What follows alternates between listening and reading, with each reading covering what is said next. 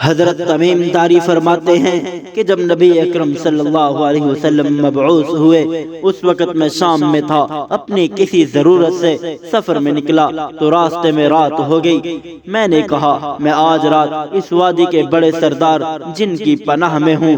زمانہ جاہلیت میں عربوں کا خیال تھا کہ ہر جنگل اور ہر وادی پر کسی جن کی حکومت ہوتی ہے۔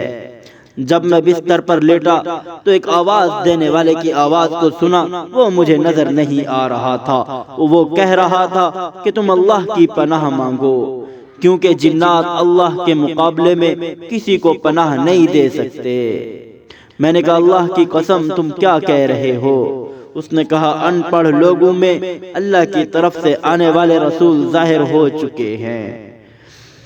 ہم نے مکہ میں ایک مقام پر ان کے پیچھے نماز پڑھی ہے اور ہم مسلمان ہو گئے ہیں۔ ہم نے اتباع اختیار کر لی ہے اور اب جنات کے تمام مکر و فریب ختم ہو گئے ہیں۔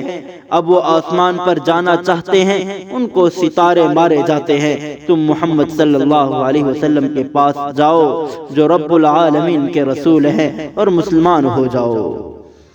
حضرت تمیم رضی اللہ تعالی عنہ کہتے ہیں میں صبح کو بستی میں گیا اور وہاں ایک پادری کو سارا قصہ سنا کر اس سے اس کے بارے میں پوچھا تو اس پادری نے کہا جنات نے تم سے سچ کہا ہے، وہ نبی حرم مکہ میں ظاہر ہوں گے اور ہجرت کر کے حرم مدینہ جائیں گے۔